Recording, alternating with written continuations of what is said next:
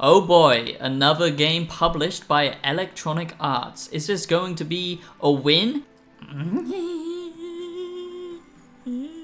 I don't know about you guys, but that's my feeling every time I see a new game that is being published by Electronic Arts. Before I get into my review of Immortals of Aveum, or Aveum, however you want to pronounce it, if you're a man of culture or not, but I have to preface that the developers of this game, they have actually worked on some decent stuff before, like BioShock 2, of course Call of Duty, and some ex-Telltale developers are also in this studio, this dev team. So just because it's published by Electronic Arts, okay, don't lose all hope, okay?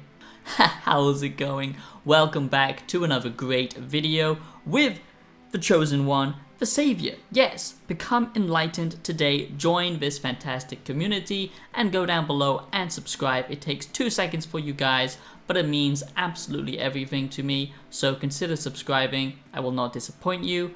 But welcome back, my wise boys. Become a wise boy, by the way, if you're not one already, because you don't want to disappoint yourself. You don't want to be left behind with the dum-dums, do you? No. Today I'm going to be giving you my Immortals of Aveum review, my Immortals of Aveum game review, and I'm pretty excited about this one because this is quite a big release, but it's nothing that people should get overly excited for. You know, I feel like this type of game, it's going to appeal to only a certain type of player, and most of us will just miss out and will wait for other games that are, you know, grabbing our interest more, like Payday 3 coming out soon, or Starfield, or Lies of P. There's lots of new exciting games coming out, and I feel like this one might just kind of exist for a couple of weeks and then no one will talk about it. I have to preface this video by saying that I don't think that this is a bad game by any means. I just don't think it's a very memorable one. I don't think it's trying to do enough things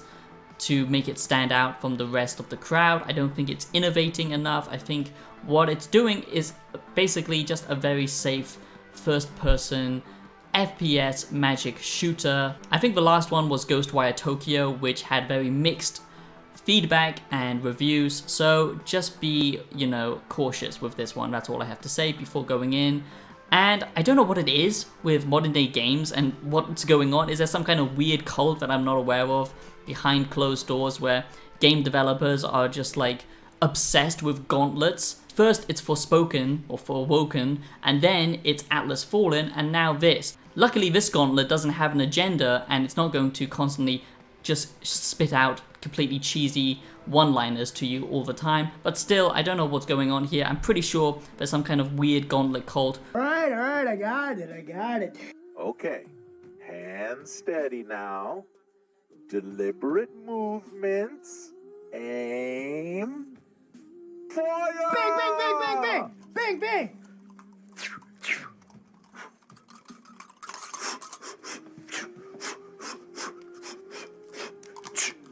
So first, let me give you a quick introduction to what exactly is Immortals of Aveum, and then we're going to get into the meat and potato of the review and finish off with positives and negatives. That's how I like to structure all of my game reviews. So if you don't know anything about this game, pretty much this is a fantasy action FPS, and it does play like a Call of Duty.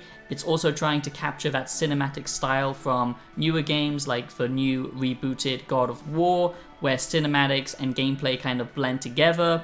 The levels are, you know, set linear levels, but there are lots of different biomes. I think in total there's going to be 12 different biomes in this game, and 3 different hub areas for you to interact with NPCs and have conversations, upgrade your, you know, weapons and level up your character and all that kind of good stuff, where you can kind of interact more with the lore and all of that jazz. But yes, it is a linear structured game, and pretty much there is a lot of scripted events. You know, it's kind of a corridor shooter in some ways, but it does have branching paths with light exploration, which you can engage with by doing these pretty standard puzzles, which I'm going to talk about more. And it's all basically focused around this magic colored system. So basically, blue is your sniper rifle, okay? Just think of it like that. Green is your assault rifle, your machine gun, And actually, it's borrowing some elements from Cyberpunk 2077, which I thought was pretty cool, with the smart gun technology, if you remember that game, where it has kind of a soft lock, and you can shoot enemies around corners, so it doesn't feel like a complete hack, it's just a fun mechanic, and I think they pretty much stole it from Cyberpunk, but still, I do like it. I think it's pretty cool, even though it's not very skillful, but there you go. And then red is your shotgun, and basically all of these different color magic weapons can be upgraded. They can have alternate firing modes as you unlock different items throughout the game. I'm going to talk about the item system in a minute. So that is the main system. It's, you know, shooting, going through these linear levels. You will also get constant characters yapping in your ear, which I'm not a massive fan of, but, you know, it's a very focused linear story game, okay, with, you know, fun combat. So that's the big thing I have to emphasize here. It is a heavily focused story game. So if you don't like the story, then there's going to be a problem. And the problem is the story isn't that good. And I'll dive into that a little bit later. But the core gameplay is pretty fun. The exploration, it's nothing amazing, but it does give you a little bit of time to digest from the combat, doing these puzzles and stuff like that. Because she believed in me. What's that? That's why I wanted it. Want it so bad. I don't like sand. It's coarse and rough and irritating, and it gets everywhere.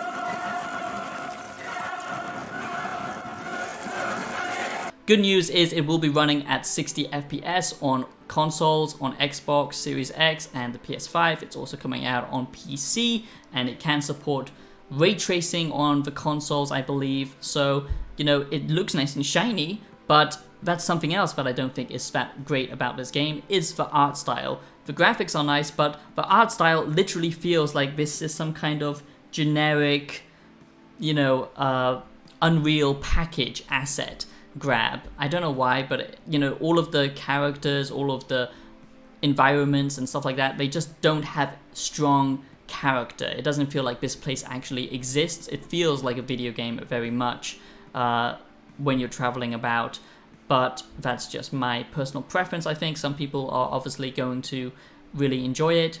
Now, before I get super detailed with this Immortals of Aveum game review, I'm just going to quickly ask you to subscribe. It takes 2 seconds, and it would mean so much to me if you like gaming content, early reviews, and looking back at older games and retrospectives, video essays, philosophical content, and synth music, electronic music, then do consider subscribing. Check out my music on Spotify. My new album is coming out very soon. And if you like the soundtrack of, you know, games like Cyberpunk or Starfield, that kind of sci-fi, spacey synth type genre, it's very hard to define because my music doesn't exactly fit into a genre. It's very experimental, but I'm sure you will like it, so give it a chance and go listen on Spotify. And a quick final plug, if you are also a content creator and a smaller content creator, if you're around 1K subs, if you're officially partnered with YouTube, then I have something important to share with you. I know exactly what it's like, you know, struggling as a smaller creator. Only recently my channel has started to do well, so I know the struggle of being a smaller content creator, and it's very frustrating, you know, seeing a lot of these bigger channels get sponsorships. Like most review channels, they will usually talk about a sponsor at the beginning of the video, so this is my quick sponsor, I guess, but it's not a sponsor, it's simply an affiliate. I'm just being transparent with you. But the way I managed to get sponsors when I was starting out was with a great partner called Stream Elements. And basically, if you join up using my link below and you create content, you can get a sponsorship like with ExpressVPN, and they will basically give you a trial run. So give it a chance, sign up using my link and create some amazing content and get paid for your hard work. It's a win-win, and I would appreciate it. So the first negative, I have to start off with a negative, I'm sorry, but it is the story, okay? The story in Immortals of Aveum doesn't really grab me. It's basically two magic factions who have been at war for a very long time, and it's pretty standard stuff. It tries to be super serious with certain moments, but then at times, just like modern Marvel movies and Disney crap, you know, they undercut it with just corny, cheesy humor, which just makes you cringe. Also, there are some pretty cringe-worthy characters, and there is a little bit of that progressive agenda, I would say. See? Easy. Some Triarch shit right there. Well done. He was a prisoner. Ham-fisted into it with strong female characters. Nothing crazy, and I really don't care about that kind of stuff usually, unless if it's blatantly obvious, and this does feel at times a little bit, you know, like it's trying to cater to the modern audience. So if you're sensitive to that kind of tribal agenda bullshit that we see in modern day media, then just be aware there is a little bit of it in this game. But that's not my main problem. It's the problem with the writing. The writing just comes across as ham-fisted and like it's trying too hard to gain your respect. It can easily flip between super serious and then just a complete joke. Also, the main character that you play as, he's a little toe rag, okay? He's not that likable. He's like a goddamn modern TikToker, and it's pretty cringeworthy. Or YouTuber, let's face it, we're all pretty terrible. But yeah, he's not that likable. By the way, I'm so close to 10k now, so if you do subscribe, I'm so tired of just like toxic content creators. Like, they just abuse their platform, their audience. A lot of the times content creators just don't do anything good with their platform, or they even do the worst thing possible and scam their audience with cryptocurrency scams and all that kind of stuff, and I'm just so sick of it. So if you do help me reach to 10k, if you do subscribe, know that you are doing good, because when I do reach 10k, I am going to do a hefty donation to a charity of my choice, and I just want to feel like I'm doing something useful with this platform, so do consider subscribing. So the next thing is a positive. The combat here is fun, okay? There's no denying that the combat here isn't fun. It flows well together. Also, the player traversal, it does have some verticality because you can zap around and hover and even kind of have this blinking ability. So it does feel fast-paced. You can, you know, throw up a shield in combat. The combat in Immortals of Aveum is fun, okay? That's something I have to give as a positive. It is fun. They flow together very nicely, your different weapons. And then you also have your special attacks on cooldown, and they can be super cool, like using a special power beam or spitting out fire. You will be constantly on the move and, you know, switching between different attacks and all that kind of stuff. So it does feel good, but I have to sadly pair that with a negative, and that is the enemy attack patterns. At times, it feels like the enemies just don't move enough, and they are so slow with their attack patterns, and all of the different, you know, move sets that they do are very, very obvious. This game is pretty easy, even on hard difficulty. Now, if you don't know, I do all of my reviews early because we just can't trust the gaming industry as it is right now, with a lot of gaming publishers just lying and releasing false gameplay or broken games. It's all about marketing. So I base my game reviews on my hands-on, if I can actually play the game early. Usually it's just a small slice of the game that I can actually try, or the massive extensive research that I do looking at every piece of information about this game so I can give you an accurate early review before the game comes out. Another negative I would say is the fact that most enemies feel very bullet spongy and they soak up a lot of damage. So here's a positive, but it's also a slight negative. And that's pretty much this game summarized. You know, there's always something that's fun and engaging, but then there's always some kind of slight drawback to that mechanic, which is a shame because this game could be great, but it just feels like it's being held back by following, you know, safe trends and modern game design approach. You know, it's kind of just following that checklist, which I feel is very boring. So basically with the item unlocks and the player agency, you know, having your own player style and all that kind of stuff, there isn't that much to it. There is a skill tree, but the skill tree is pretty much very bare bones, and basically if you want to progress in a certain weapon, like you prefer the blue magic compared to the red magic, you can do that, but pretty much everything that you unlock is just like a critical hit bonus or a percentage increase in defense or damage, or, you know, like fire resistance and stuff like that. So it's all very generic stuff, which is a shame. And then that transfers over to the actual items that you find as you do light exploration with the game. You know, you can unlock things like rings or different bracelets and stuff like that, but pretty much they only give you a stat boost, which is just a real letdown if you ask me, because they could have tweaked it where it actually changes your playstyle and some of the combat mechanics, but you know, that's all just a linear, you know, progression path of as you go through the campaign you will unlock these different alternate, you know, firing modes and stuff like that. So there isn't a lot of customization here, and I feel that's a real shame because it's trying to be a light RPG at the same time, but the actual RPG stuff in this game, it's very, very simple and rather boring. Let me get this straight, okay? I don't think this is a bad game. I think there will be a certain player base that likes this. If you are a fan of Call of Duty, but also a fan of fantasy, then you will enjoy this, no doubt. And if you just want a linear story experience, then there is enjoyment to be had here, but there's just so many things that just, you know, makes me, you know, it's so difficult to recommend because there's just a lot of things here that personally doesn't click with me. But that doesn't mean it's necessarily bad, it just means on a personal level, it doesn't, you know, grip me, but it might grip you. But like I said, I find the story just rather boring, the character's not that interesting, but I've only played a small part of it, so, you know, it might get better. And I just feel like the gameplay loop here is just not that interesting, it doesn't hold my attention. And for me, what I really care about is atmosphere. I always talk about vibe and atmosphere in games because I feel like that is the most important part of what makes you feel immersed in a gaming experience.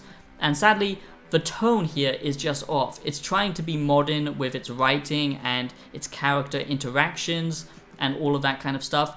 And then it's also trying to have this fantasy world of magic and knights and, you know, all of this kind of stuff. It doesn't feel like this is a legit world space. It just feels like this was something that a modern writer in, you know, Las Vegas or whatever, hopped up on cocaine, just created, because it just doesn't flow well, and I have to stress that. But here's another positive for you guys, so you don't think I'm just literally destroying this game, because like I said, you will enjoy it. Just that's why I like to do this negative and positive system for pros versus cons, because giving you a score tells you nothing. Everyone has different tastes, and you can weigh up, you know, if this game sounds interesting to you or not. I'm sure you have enough intelligence to decide for yourself without just watching a bunch of, you know, reviewers who just give you a random number. So just remember that everyone is different and we're all entitled to our own opinions. But another positive here is the fact that basically some enemies are actually color-coded. And I know that's simple, but it does, you know, make you feel empowered. It does give you that dopamine rush when you do have to switch to a certain weapon type to destroy like a red enemy who is much more affected by your red magic, and then switch over suddenly to the green and, you know, fight a bunch of other enemies and then switch back and forth. And using all of these different abilities, you also have a whip that you can just whiplash and, you know, get a little bit kinky with and pull enemies towards you and stuff like that, and then pull off, you know, a super cool move. The combat is fun, it's just everything else that just feels very generic. And this game will last you around 25 hours to 30 hours if you are pushing the exploration. But like I said, there isn't much exploration here. What I would have liked to seen is when you do go off the beaten path a little bit, instead of just unlocking some loot and some basic items, you know, like a ring or something like that, something cosmetic, it would be much cooler if you found a unique boss encounter or something along those lines.